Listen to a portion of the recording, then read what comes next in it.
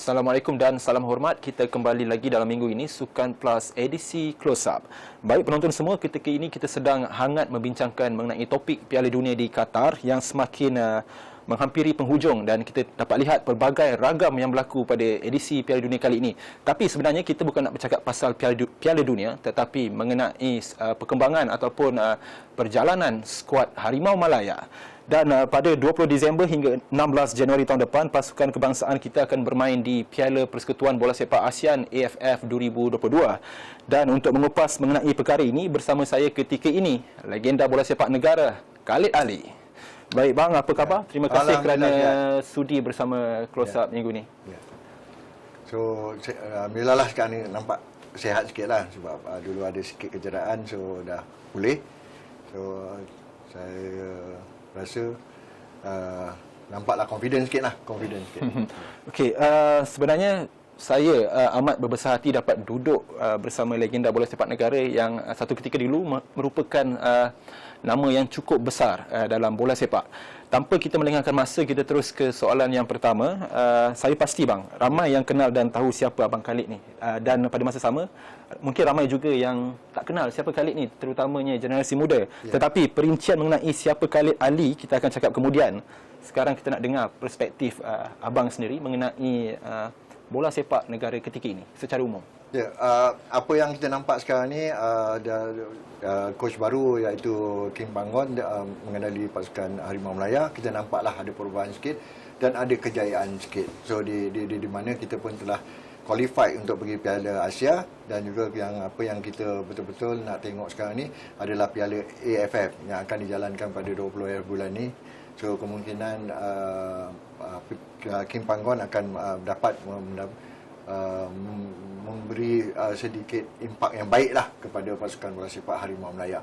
Dan apa yang kita nampak pada perlawanan persahabatan, dua perlawanan persahabatan, nampak ada perubahan sikitlah dalam pasukan tu juga, dan nampaknya kejayaan kepada pasukan Harimau Malaya. Okey bang, jadi skuad kebangsaan bimbingan Panggon akan bersaing di Piala AFF dengan bekalan 2 kemenangan dalam aksi persahabatan, iaitu 4-0 menentang Kemboja dan 3-0 menentang Maldives baru-baru ini. Selain itu mereka juga meledak 7 gol dan tiada bolos satu pun. Rumusan abang mengenai kedua-dua perlawanan itu, dan adakah ia boleh dianggap sebagai satu motivasi yang cukup baik? Saya nampak dari segi perlawanan yang baru-baru ini, kedua-dua perlawanan, saya nampak pasukan Malaysia lebih baiklah daripada kedua-dua pasukan yang mereka main. So di mana pasukan Harimau Malaya ni belum lagi ada pemain-pemain yang sepatutnya bersama-sama dengan Harimau Malaya untuk beraksi dalam Piala AFF ni. Tapi dengan pemain yang boleh dikatakan bukan tangkap muat, tapi pemain yang dia panggil untuk bermain dengan Maldives dan juga Kemboja, nampaknya dengan kemenangan 4-0 dan 3-0 ni, saya nampak ada sedikit mantap lah dari segi apa ni. Tetapi kita kena ingat, sebab pasukan Maldives dan juga Kemboja ni tidaklah boleh dikatakan lawan kita. So kita akan menghadapi pasukan yang lebih baik di dalam Piala AFF ni. So mungkin dalam masa 10 hari ini, mungkin Kim Panggon, coach Harimau Malaya, dapat sedikit sebanyak idea dari dua perlawanan yang telah dimain baru-baru ini. Okey, baik bang. Kalau bercakap mengenai Piala AFF, sepanjang 26 tahun penganjurannya, Malaysia hanya berjaya memenangi sekali, iaitu pada edisi 2010. Jadi bagi pandangan abang, apakah faktor penyumbang kepada perkara itu, dan mungkin bagaimana kita nak atasi perkara ini? Kita tengok banyak-banyak pemain yang betul-betul yang sepatutnya dipilih bermain untuk Harimau Malaya. Mereka telah diletakkan di tempat yang satu pasukan yang boleh dikatakan tidak memberi mereka peluang untuk bermain dalam aksi Piala Super. Sebab apa, jika kita nak bermain untuk international level, kita mesti pilih pemain-pemain yang betul-betul ada minutes of game. Minutes of game, that mean dia kena bermain sepenuh masa pertandingan tu.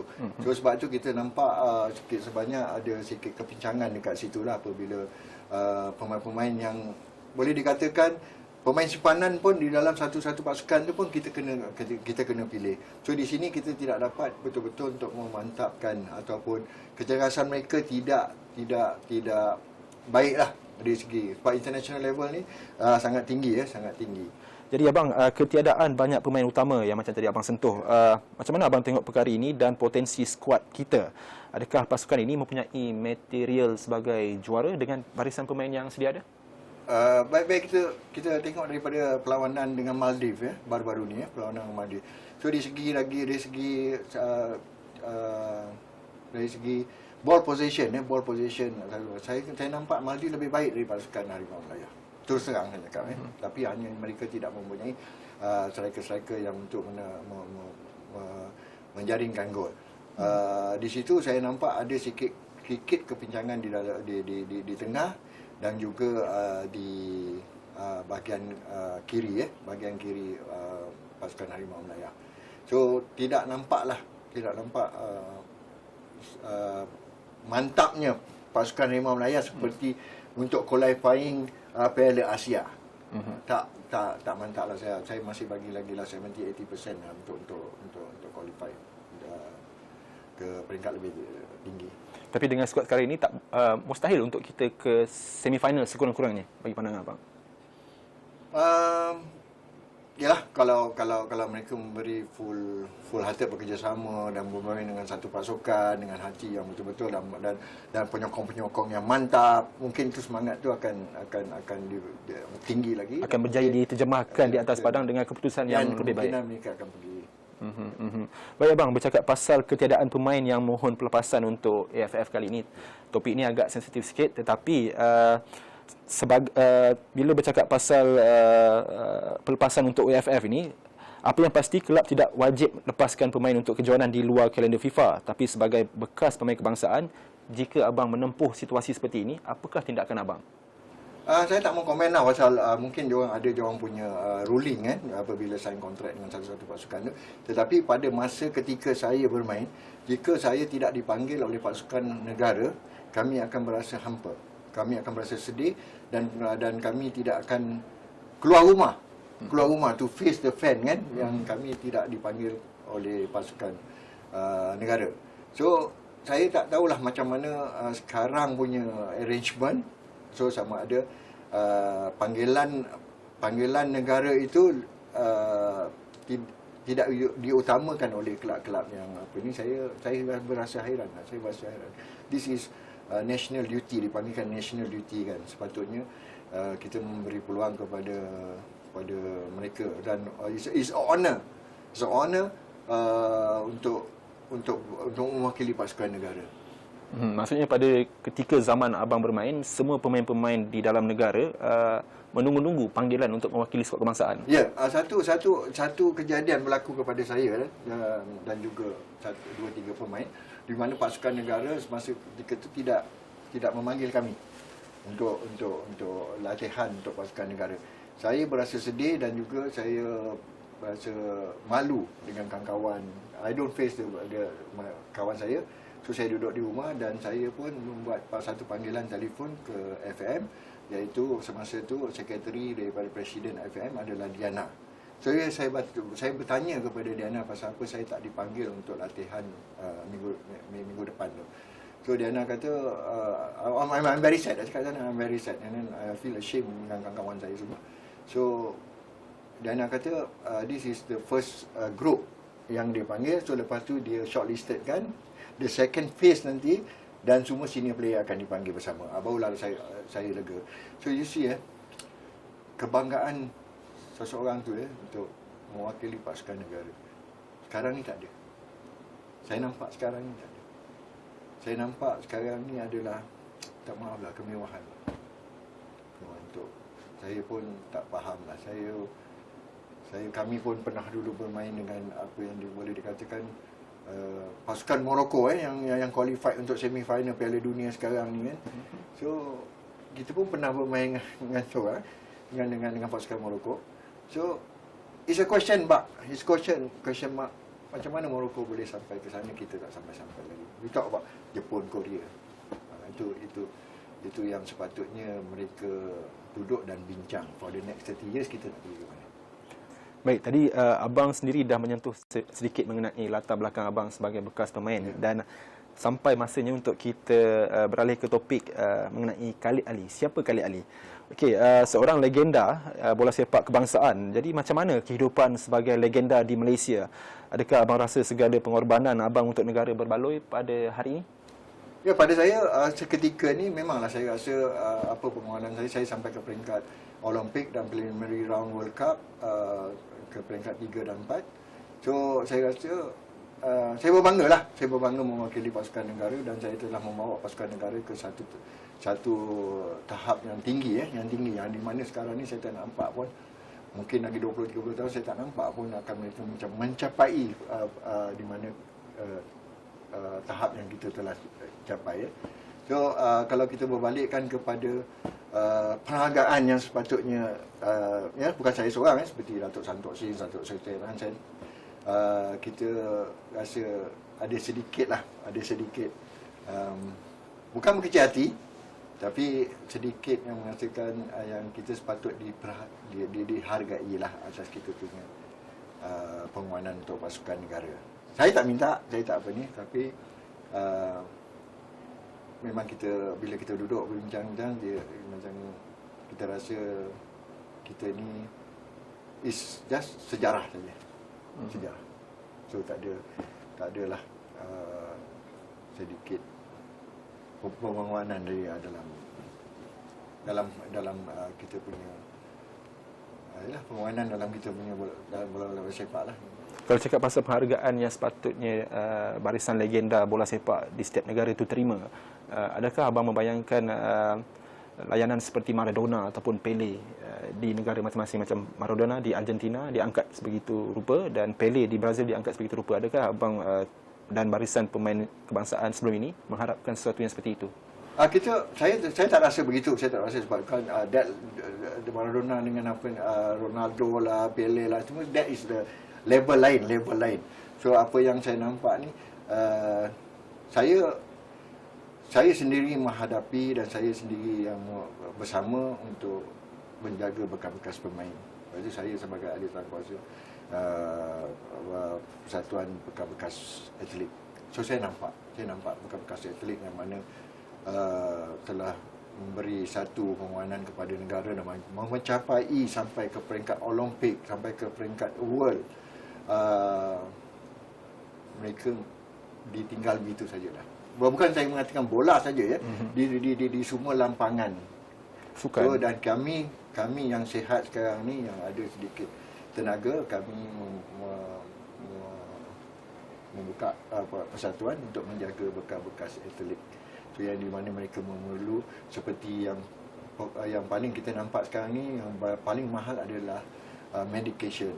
So di situlah kami dah selama lebih kurang dalam 10-15 tahun dah untuk menjaga atlet-atlet yang memerlu pertolongan. Ya. So di sinilah saya harap sangat kalau mungkin pihak kementerian ataupun pihak kerajaan memandanglah kita punya penguanan untuk pasukan negara.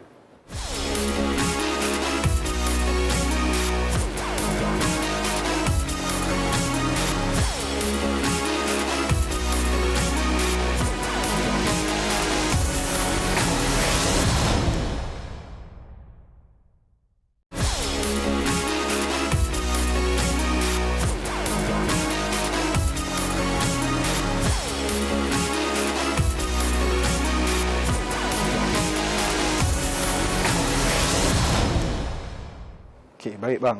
Sebenarnya tak ramai juga tahu macam mana abang boleh start main bola.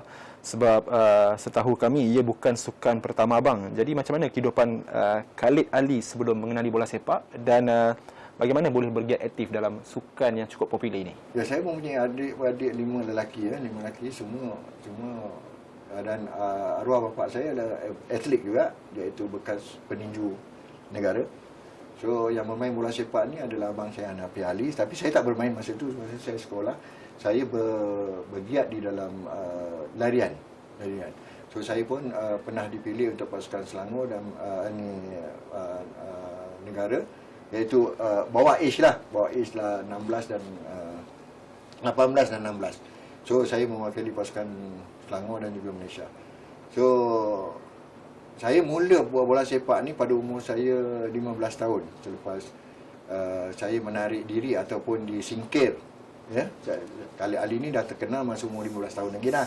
Saya ada against the coach lah. Ada sikit insiden yang berlaku di dalam latihan tu, iaitu saya pelari 200 meter dan 100 meter pasukan Selangor dan negara.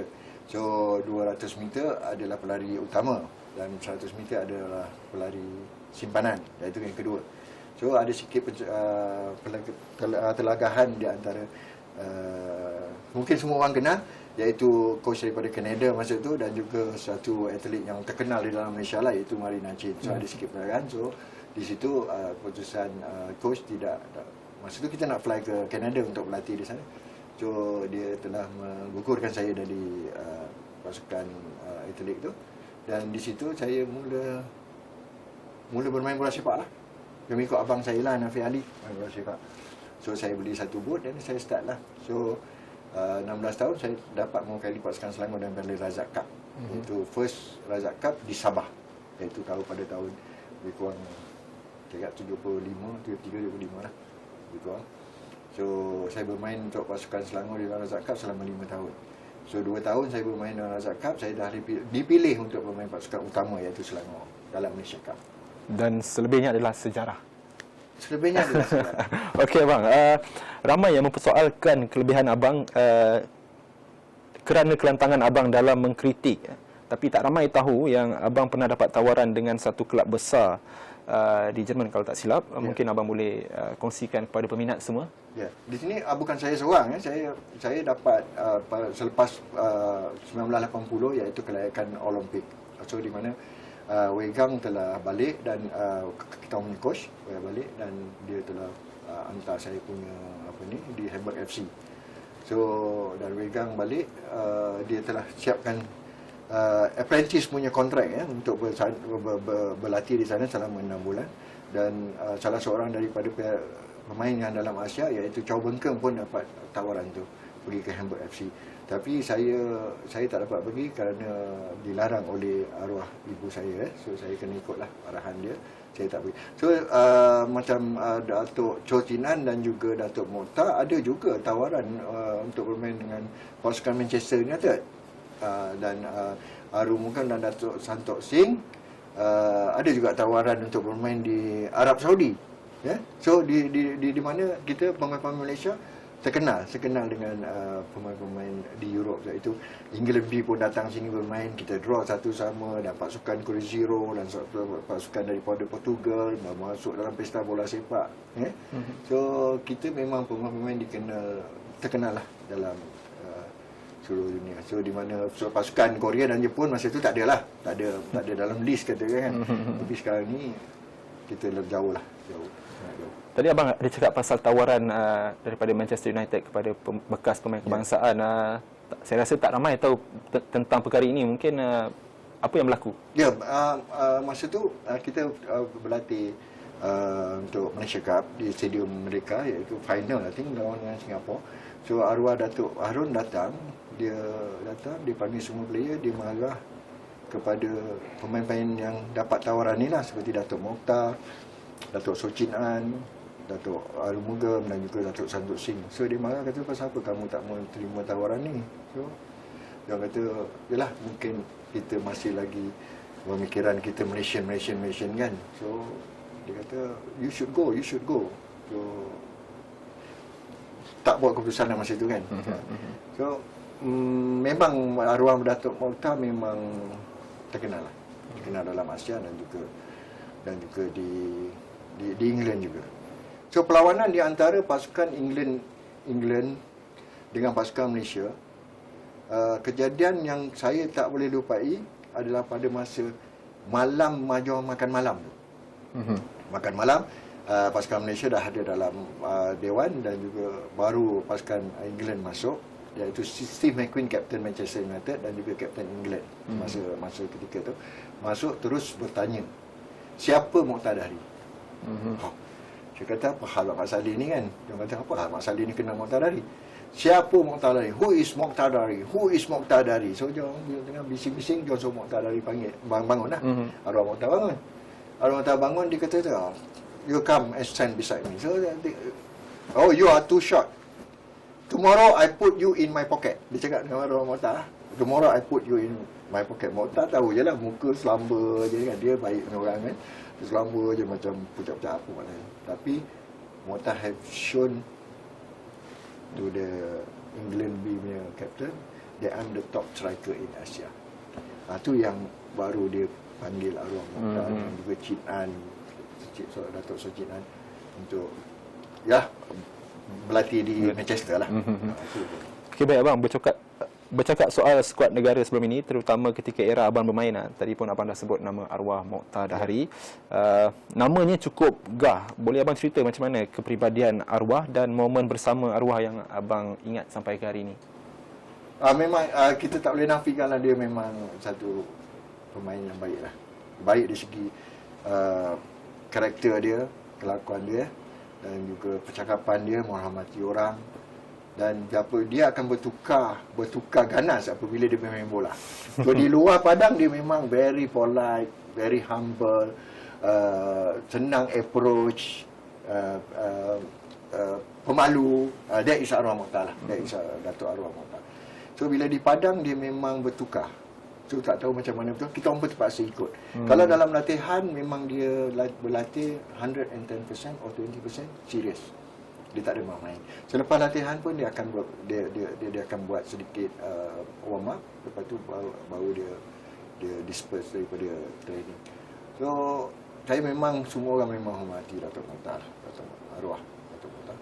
Sebab bukan di Malaysia saja, di Asia pun terkenal. Dan even di England pun ada sikit sebanyak pun, 1-2 tim pun kenal dia siapa itu. Datuk Arwah. Okey Abang Khalid, abang sendiri tak terlepas daripada dikecam. Setiap pandangan yang abang lontarkan mesti menarik perhatian netizen untuk hantam, untuk kecam abang. Apa sebenarnya faktor yang buat abang terus untuk memberikan pandangan dan kritikan di sebalik semua itu? Saya menganggap kritikan daripada kecaman daripada netizen, saya menganggap mereka masih lagi belum tahu apa sebenarnya keperluan, kehendak kita, our mean. Apa kita yang nak sebenarnya. Sebab kalau dia duduk di tempat saya, dia dapat merasainya. Sebab saya berasa hampa sebab pasukan negara Harimau Melaya masih di takuk yang lama, masih lagi di bawah. Sebab sepatutnya kita telah membawa pasukan Harimau Melaya ni di peringkat lebih tinggi, iaitu peringkat top 100. Dan pada ketika itu kita adalah top 50, top 60. So saya berada di situ semasa dan ketika itu. Saya berada di situ masa ketika. So apabila sekarang ni kita turun sehingga 160, 170, di situ yang menghampakan apa yang terjadi selepas 40 tahun saya retire daripada bola sepak. Sepatutnya yang kita tengok sekarang ni Korea dan Jepun dan even ke Cameroon yang you rasa dulu you kalahkan Cameroon lah, ya. Morocco, even Cameroon, Uganda pun dulu datang pun kita kalahkan. Pasukan daripada Brazil, Cruzeiro, Sao Paulo, Portugal, pasukan Australia, US. So saya berada di masa dan ketika itu. Dan apa sebenarnya terjadi kepada pasukan Harimau Melaya sekarang ni sehingga kita turun ke tahap bermain dengan Kemboja, Maldives, Timor Leste. Saya for more than 20 over years bermain dengan pasukan ni. Apa yang sebenarnya saya nak tahu, apa yang sebenarnya kegagalan. Sepatutnya you tak pernah nak cerita pasal 10-20 tahun dulu. Sepatutnya you mesti target for the next 10-20 years. Sama ada you nak bermain dalam Olimpik lagi atau bermain dalam World Cup. So you kena set lah. So Jangan bagi tahu saya yang you masih lagi main dengan Kemboja, Maldives, Timor Leste. Saya tak pernah dengar tim-tim ni dulu. So we are talking about main dengan pasukan Arab Saudi. Jepun, Korea memang pada saya memang tak ada. not to say tak ada dalam list kita, tapi tak menggugat kita lah. Tak menggugat kita. So, if you duduk dekat tempat saya ni, saya bukan nak perlu jawatan, saya bukan nak perlu wang, saya bukan nak perlu apa. Saya nak tengok Harimau Melaya berada di peringkat lebih tinggi daripada saya. Ini adalah di bawah saya, pencapaian saya semasa saya main bola. So, netizen kena faham. Dia kecam saya bukan kencam pasal sepatutnya saya menjadi jurulatih lah. No. It's not that kalau saya jadi jurulatih pasukan Malaysia boleh apa. No. You tengok macam mana program Jepun, Korea dan even Morocco boleh sampai. Itu yang sepatutnya you study. You tak sepatutnya mengecam saya. Saya hanya memberi pendapat dan memberi pengalaman yang saya semasa dan ketika saya tu. Because I have reached that area. You nak jadi Olympian, you nak jadi World Cup player, you mesti kat atas ni. Tapi kalau kita tengok pemain, minta maaf, pasukan Harimau Melaya sekarang ni, mereka boleh memain 60-70 minit. Jadi dengan semua yang abang dah luahkan ini, hasrat abang, mungkin abang boleh kongsikan apa harapan abang. Harapan, orang cakap apa, harapan terutamalah untuk perkembangan skuad negara ni. Ialah harapan saya untuk mereka bermain dalam temasya Olimpik dan juga melayakkan diri dalam World Cup. Saya rasa saya tak sempat tengok ni. Saya tak sempat tengok Harimau Melaya sampai ke Olimpik ataupun sampai ke World Cup. Tapi saya berdoakan next 30 years. Please lah. Programlah 30 tahun. Yang you akan bermain di dalam World Cup. Program lah. Tapi apa yang terjadi dekat sekarang ni di Malaysia ni, dengan liga kita kucak-kacir, dengan pemain kita pun kucak-kacir. So, you pun tak sempat nak tengok Malaysia bermain dalam Olimpik. So, sorry to say. Baik, terima kasih banyak abang. Itu dia perkongsian bersama legenda bola kita Khalid Ali. Banyak lagi yang sebenarnya kita nak kupas, tapi apakan daya masa amat mencemburui kita.